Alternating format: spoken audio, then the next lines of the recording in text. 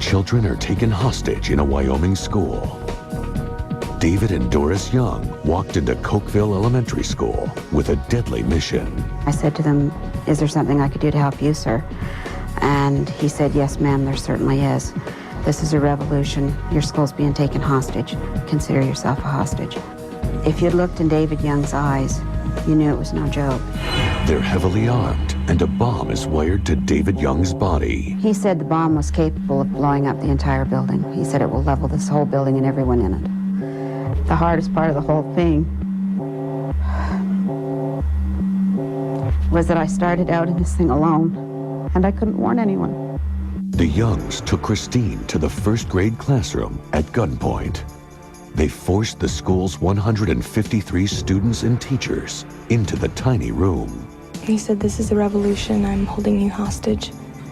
And one of the girls in my class just went hysterical. He demanded a ransom of $2 million for each hostage. With police and parents waiting helplessly outside the school, the tension inside the classroom increased. We had children sick to their stomach, crying, you know, and asking their teachers, "Why can't we go home? I want to go home." Young put down tape in the shape of a square. He and Doris sat inside it. He said if anyone else stepped into the square, he would set off the bomb. Although he was acting more disturbed, the children became calmer. It was just like this total peace and this comforting feeling just touched everybody. I guess you could explain it as peace. Always, you know, that nothing could happen to us. It was just a feeling just to be relaxed and not to worry that you'll make it through it. Then the bomb went off. The room was almost instantaneous black, and we had teachers over there that were grabbing kids, trying to get them out through the classroom windows. This lady grabbed my hand and she pushed me out the window. And I don't know if I would have made it out because I was too afraid to move. That was the most frightening experience. Not knowing how many had left, if any, of my classmates. Somehow, the bombers were the only ones to die. And I heard Mr. Moore and a whole bunch of people start yelling, you know, "We're all here, we all counted, we're all here." It was a great moment. We were very happy we were all alive. Then, the children started to tell strange accounts of how they survived. And I could see my youngest daughter, Katie, sitting on the ground, and she told me, "Mommy, the angel saved us."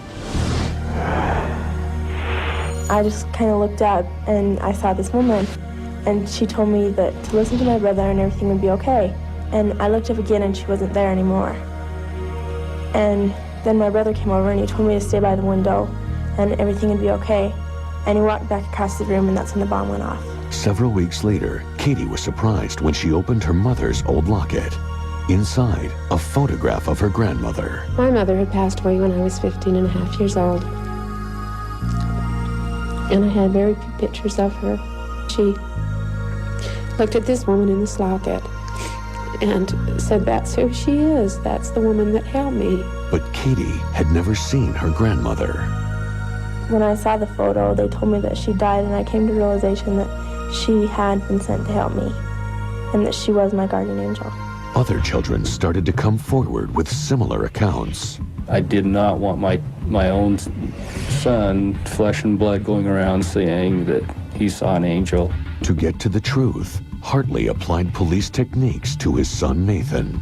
He said that he was sitting there and all of a sudden these angels came down through the ceiling, and one of them came up to him and just basically said, "Nathan, I'm your great-grandmother, and what David and Doris are doing is wrong." And he said the bomb's gonna go off. Hartley showed his son a picture of his great-grandmother's. He says, "That's her." He says, "That's my guardian angel." He pointed to my Grandma Elliot. I says, Nathan, I says, why didn't you tell us this before? And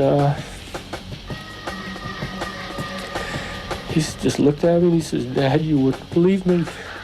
Bomb experts said the explosion should have destroyed the entire classroom and everyone in it. Should have been 160 people dead. But someone or something saved the hostages' lives.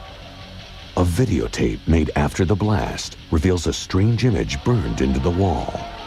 The children said it is the exact spot where one of the angels was standing. They're convinced they had help. That was a sign showing us, that yes, this was a miracle. Be grateful. I think there probably were angels in the room when the bomb went off. And so the image was just impacted on the wall. There's absolutely no way that we could have made it through that without some kind of help.